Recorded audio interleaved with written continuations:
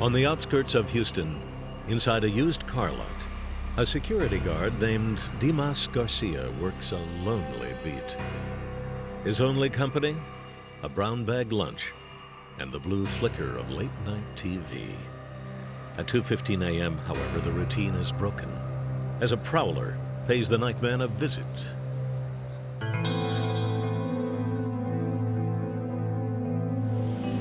Kay Capers drives west, past a couple of gas stations, and comes up on the car lot. Her headlights pass over a man down on the pavement, bleeding hard. Capers pulls over. It was very hard to understand what he was saying, other than just help and doctor. Dimas Garcia is leaking blood from 13 bullet holes in his stomach and chest. Capers gets into her car and goes looking for a cop. 30 minutes later, Garcia is inside an ER, being prepped for surgery. An hour after that, Dimas Garcia dies, without ever providing a clue as to what happened.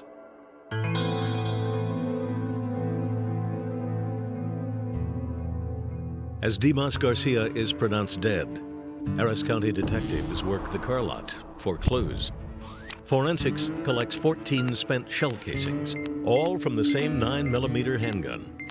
Max Cox is a detective with the county. Everything took place out in front of the dealership in the parking lot itself. After he was shot, he managed to crawl through a ditch and onto the freeway and summon help. Other than the shell casings, physical evidence is thin. No usable fingerprints and no surveillance cameras inside the lot.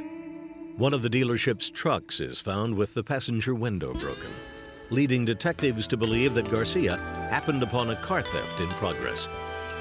Meanwhile, some 400 miles away, a phone rings, and a family begins to grieve.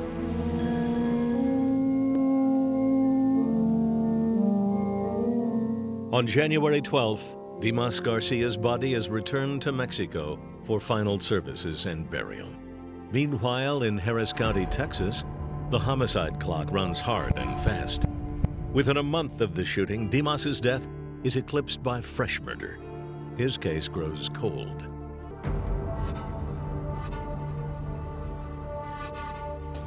In September 1989, Max Cox is working a new crop of murders when he gets a call about an old one. The Austin County Sheriff has a man in custody named David Peace, a known auto thief. Peace was picked up in Austin County for trying to steal cars off a lot. Now he wants to trade information on the murder of a security guard a year earlier in Houston. David had indicated that he had information that his brother Stephen and that another individual by the name of Chip Campbell had possibly been involved in the burglary and attempting to steal a car and shot a security guard while stealing that car in Harris County. David Peace's story fits the facts of the unsolved Garcia slaying. David tells detectives Campbell was the shooter and then agrees to take a polygraph. The examiner believes David Peace is telling the truth, except with respect to one key issue: who pulled the trigger? On a second interview with David, he admitted that he had falsified some of the parts of the case, and those parts being that it was his brother Stephen who was the actual trigger man and not Chip Campbell. Cox believes he now has the truth from David Peace and brings in his brother for questioning. Stephen Peace denies any involvement in Garcia's death. A 9mm gun owned by Peace is recovered and tested, but cannot be matched to the slugs pulled out of Garcia's body. At that point in time, you only have just what you have, which is just an individual saying that, hey, my brother's involved, but you have no murder weapon, you have no physical evidence whatsoever to link his brother to the crime. With nowhere else to go, Detective Cox turns to Chip Campbell, the man David Peace fingers as being an accomplice to the murder. Cox discovers that Chip and his dad, Charles Campbell, are guests of the federal government, each doing hard time for interstate auto theft. Cox visits both father and son to talk about the murder. Neither, however, is interested in playing the role of jailhouse snitch. Inside the walls of a federal prison, Chip and Charles Campbell are silent as the grave. Outside, however, proves to be a different story, as cold case detectives discover a dozen years later when they pay a visit to the Campbells' chop shop in the backwoods of Oklahoma.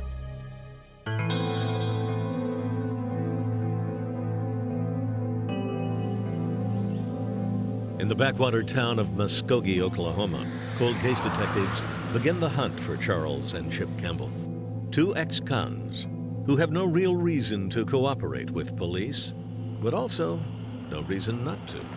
Our approach to these people is what's the use of going to these folks after all these years and trying to play good cop, bad cop with them? I mean, you just lay it out on the table to them and say, look, this is what we've got. We'd like your help. And either they're going to help you or they're not going to help you. Over small talk, Ficaris and Wedgeworth make friends with the Campbells. And the head of the operation, Charles Campbell, begins to open up. This guy was just totally different. I mean, he just puts it all out there. I did a lot of bad things. I stole a lot of cars, a lot of heavy equipment. But that's all behind me now. Campbell tells detectives Steve Peace was a key player in the stolen car operation, and that one day, Peace bragged to the Campbells about the night he shot a security guard. Yeah, he definitely told you that he shot a guy at the dealership. Yes, he did that. He wanted me to know that he could shoot somebody if he had to. He told me that was the last time that he was going to do business with him. You know, he said, I believe, as I do today, that he's a thoroughly dangerous man. Ficaris and Wedgeworth review their conversations with the Campbells and focus on a single comment made by son Chip. Chip told us, if you don't find anything there, I can tell you where you need to go look. And that's right next to his house in Burton, Texas. And he told us that Stephen Peace used to shoot his guns into a dirt pile right outside the garage on the side of the house. Cold case detectives saddle up again and head out, this time looking for a nugget of gold at the bottom of a pile of dirt.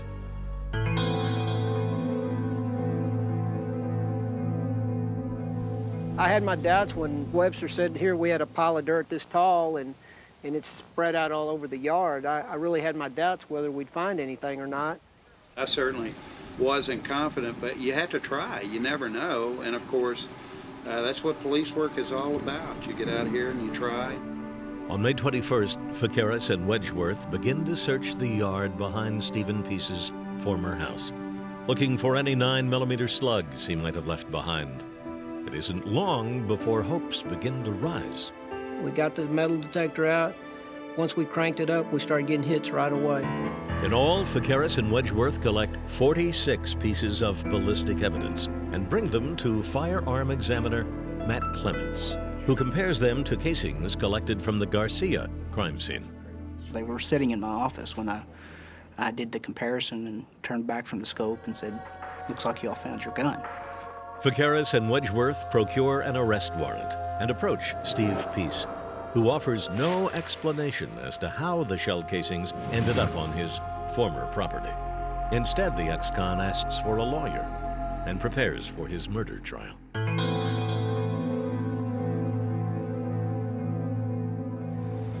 If there's a weakness to the state's case, it's the witnesses who round out the forensic evidence. Charles Campbell, Chip Campbell, and David Peace all say that Steve Peace killed Dimas Garcia. As former car thieves and convicts, however, all three fall short of the gold standard of credibility.